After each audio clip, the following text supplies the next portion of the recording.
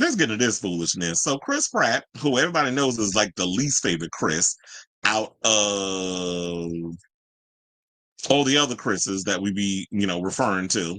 That'd be Chris Pine, Chris Evans, and Chris Hemsworth. He's like at the bottom of the totem pole when it comes to Chris's.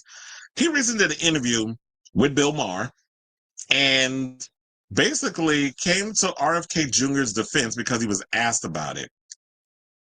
And when I saw this, I'm like, just when I start to actually grow to tolerate him, he says some real douchebaggery stuff that makes you want to just smack him beside the head again.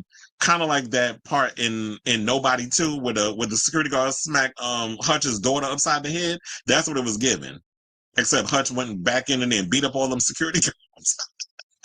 So Chris Pratt joined Bill Maher on the latest episode of Club Random podcast, which it seems like every time somebody goes on Club Random, they come out even dumber than they did before they went in because there's always some foolishness. And I guess Bill Maher makes himself feel like, oh, I'm a revolutionary, or I'm listening because he sits and smokes weed. I'm like, okay, like who doesn't? Except non-people who don't smoke weed. But for the most part, oh, you're so revolutionary because you smoke pot and you ask dumb questions.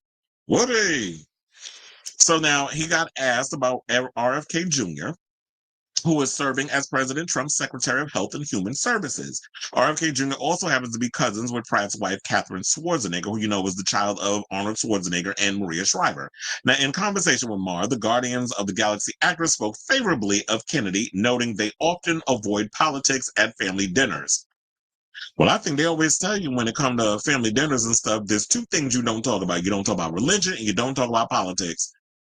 And for the most part, I don't, because I know how I get if people bring that stuff up at the table. You're going to end up hating me afterwards because I'm a realist when it comes to things, and I can't stand people who lack critical thinking skills. Like, that really grinds my gears. So he went and said this. Shout out to the Independent for all of this, by the way. He said, I've spent a number of occasions hanging with him in a strictly family dinner kind of vibe. I really got along with him well, and I think he's great. He's funny. He's wonderful. I love him. Well, those are like the people that, that the cool uncle that then comes to the barbecue and it's like they're the life of the party and they say funny stuff and they're entertaining. But then when it comes to things that's going to affect people's lives, that's when it becomes a problem. But when you're looking at someone like Chris Pratt, who is a celebrity, who is in Hollywood, who lives in a bubble, who's in a position where a lot of the policies that the Trump administration, and especially when it comes down to someone like RFK Jr., is pushing forth, it's not going to affect him financially. It's not going to affect his family situation. It's not going to affect his bottom line, especially when doing all those Jurassic World movies and those MCU movies. That man is loaded. So, with all of this being said, it's not going to affect him at the end of the day. So now when it comes to the negative media attention Kennedy has attracted, the Jurassic World star, who is 46, noted that in politics you inherit enemies and said, quote, and when you jump on the bandwagon with the most divisive president ever, it makes sense that you are going to be made to look terrible. So I don't know what to believe about his reported policies. It's not like I say to Bobby, let's talk about this while we're playing cards or having fun or having dinner. I'm not going to pick his brain to find out exactly which of those things are true. I just assume that none of them are. For the most part, I wish him well. That was just a whole bunch of damn words. Like, what are you, Pete? You and Pete Booty Plug, like besties? Like, y'all say stuff that y'all try to make it like y'all saying stuff, but you saying nothing but a bunch of goddamn word salad. And to me, what I don't get about this whole thing is like, oh, well, yeah, I'm not going to bring this up when we're playing cards or whatever. Yeah, because it doesn't affect you. And usually what we've noticed about people is that they'll vote for things if it hurts other people, but if it don't affect my bottom line, if it's not going to affect my money, if I'm not going to have to pay a whole lot of high taxes, then I'm going to go with them people over there. And then when you go and say something like, in politics, you inherit enemies, and say that you jump on a bandwagon with one of the most divisive presidents, people aren't just jumping on a bandwagon to hate Trump for the sake of hating Trump. I wouldn't have a problem with Trump if Donald Trump was pushing forth policies that weren't taking things away from the American people or going that, oh, those people in those blue states that didn't vote for me, screw them. We're not going to give them any kind of aid, any kind of help. I'm going to push forward authoritarian type of situations because we're going to take back DC because crime is high. Mind you, crime is down low. And you got all these military people just going around trying to flex their authority because this is what you're telling them to do and trying to talk about you about to take over New York next. I don't fucking think so, sir. Because that's not going to happen. New Yorkers, we ain't going to put up with that. They may put up with that shit in California, and it's cute or whatever that Gavin Christopher Newsom is doing his little trolling and all that stuff with his little tweets and things of that nature. But New York, we are a whole different breed out here. We don't put up with that, and you know it. Which is why your ass decided to leave New York to run down to Florida because you are hated down here. And he was hated down here. We were on his game long before he became president. We tried to tell y'all, but y'all didn't want to hear it. So learn the hard way. This is, I'm in my fucking around find out era. So we try to tell y'all. So I wish you well too, sir. But let's get back into the thing. Now, we also said there are things that RFK Jr. oversees that seem to be supported in a bipartisan way, identifying that some policies he agrees with, like getting terrible toxic stuff out of kids' food. Now, you know I got something to say on that, but I'm going to just keep going. He said, I think that's a great thing. If you just do that, that's amazing. Much of Kennedy's Make America Healthy initiative has targeted ultra-processed foods and petroleum-based synthetic food dyes, which he labeled as toxic and dangerous to occur to our children's health and development. He also is an outspoken vaccine critic, previously promoting conspiracies that childhood vaccines cause autism. Well, what happened to his brain? Because didn't he used to be a former heroin addict, and the bollworms, that's a Flash Gordon reference, got to his brain. So you talking about picking his brain, he ain't got shit left up there. So what the hell you gonna pick? They also went and said, I'd hate to be so mirrored in hatred for the president that any success from his administration is something I'd be having an allergic reaction to. To be like, oh, well, if they do it, I don't want it to happen. I'll put Clorox in my children's cereal myself. I believe it. Be reasonable here. There's certain things that would be a good thing to have. I want them all to be successful, which he's not. And I just want to know, I need y'all to name one thing that this idiot has done, pushing a policy forth that has been detriment to the American people. I'll wait. This whole, about over 45% of Project 2025 has been successfully pushed forward. So if that's what y'all doing and y'all think that that's a success, okay. And if this whole thing regarding, what's the word? There was, owning the libs. Cause that's you're just owning the libs. Oh yeah, we're owned all right. You owned us. I mean, first of all, I'm not a fucking lib. I'm very left in what my policies are. And I'm talking about left as in people like Hakeem Apac Shakur Jeffries or a Chuck Schumer, because they are not left. They are center right.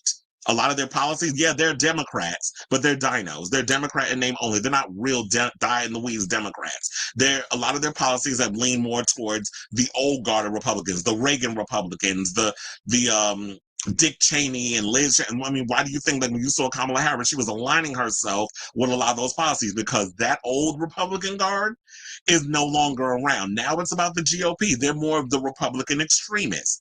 When you look at Democrats, a true die-in-the-weeds Democrat will be someone like a Zoran Mamdani, who has progressive ideologies in regards of what he's trying to push forward. Medicare for all and health, Medicare for all, healthcare, same shit. Affordable apartments and things of that nature, or free, care for kids where they're not having to deal with a baby, having to spend hundreds of dollars on a damn babysitter, like stuff like that. Free child care is the word I was looking for. Apparently, I get so pissed off about people who don't know shit about politics that I start to lose my, all sense of trying to put my words together. So Pratt's wife is the daughter, as I said, of Maria Shriver, whose mother, Eunice Kennedy Shriver, was a sister of Kennedy's lawyer father, former U.S. Attorney General Robert F. Kennedy, who was probably doing somersaults in his grave over how his son turned out. Now, while Pratt framed his remarks as an appeal for bipartisanship and reason, the critics had to go in and let have on his. They ate him up. And let's read some of the comments. So one person said, my nonprofit paid for the final year of a girl's graduate degree because his family member, RFK Jr., stopped the NIH grant funded that was paying for her research. Another person went on to say policy changes rarely ever consider the actual people they hit.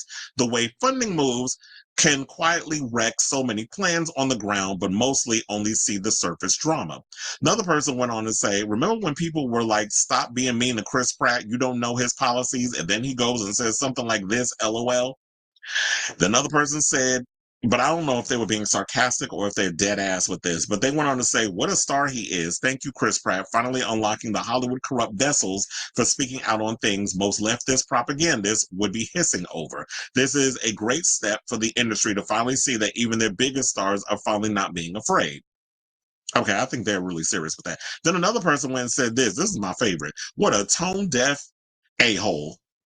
There's nothing funny and wonderful about cutting cancer research and funding while firing teams of experts so rich people can get richer and sick people can die. Because, yeah, that's what you're forgetting. And now, here's what I had to say, because I had to write a whole situation on it. So, because I had to do the research. Because I was like, when I was thinking about this, I was like, if I'm going to sit up here and go in against what Chris Pratt has been saying, I had to go and do the research and remember exactly what were the things that people have a problem regarding a lot of the conspiracy theories that RFK Jr. was spewing.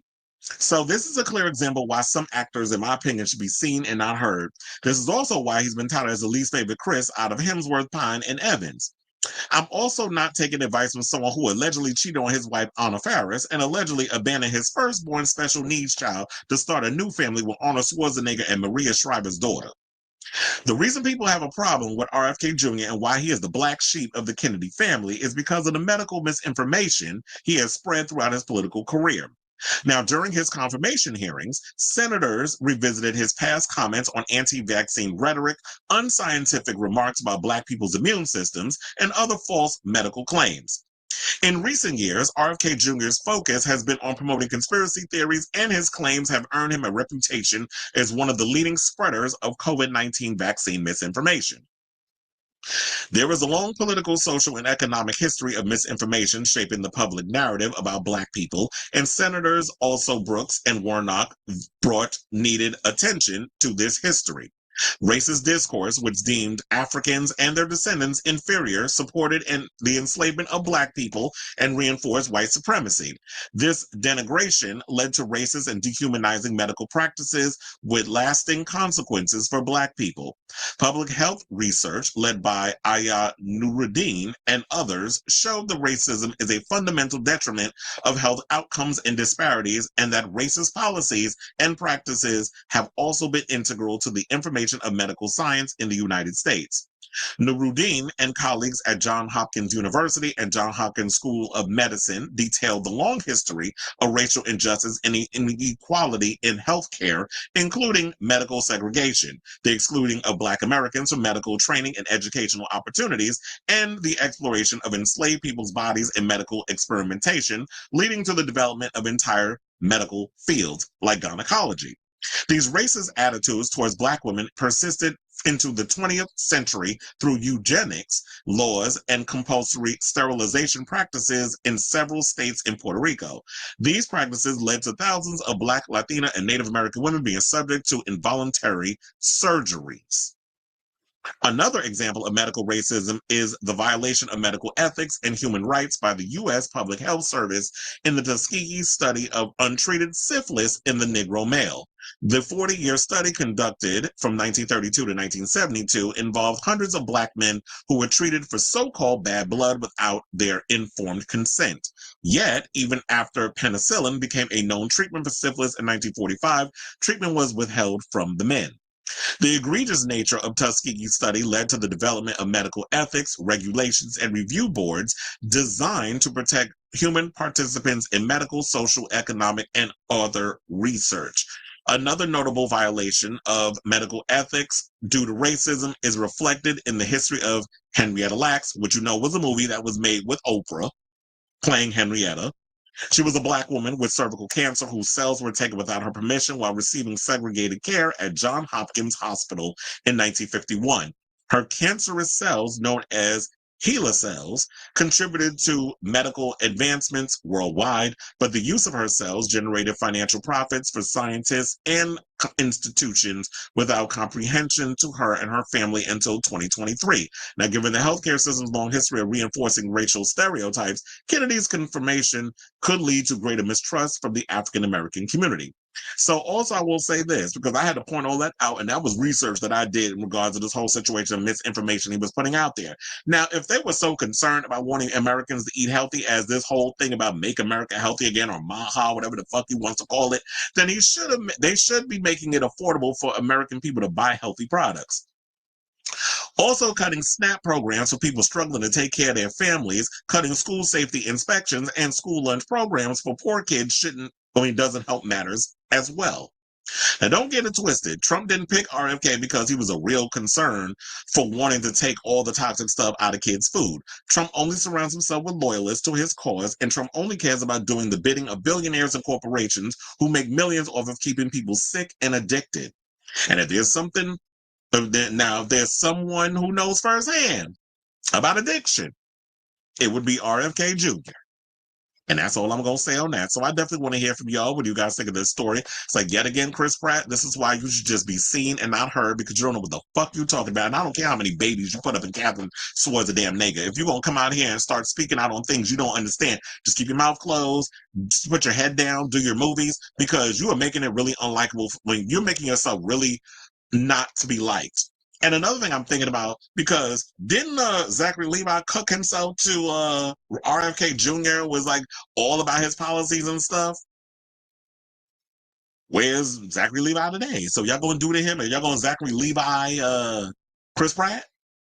Because I don't know if outside of Star-Lord, anybody gives a good goddamn what the hell Chris Pratt got going on. I mean, he's not doing the Jurassic movies anymore. Now they done passed that on, especially with it making all the money it made at the box office. That's now Scarlett Johansson's situation. So she's taking on that mantle. So now you out of a gig, except you have that Terminal List show, I think is a season 2 they're supposed to be doing with you and Taylor Kitsch. That's supposed to be coming out, I think, next month, or probably at the end of this month on Prime Video.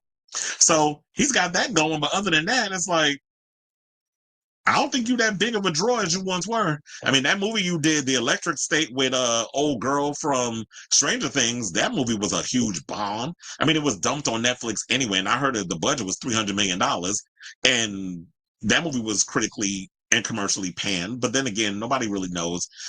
I don't think Netflix even cares, regardless of what they do. They just throw shit up on their streaming service anyway, and they don't even care whether or not if it makes money.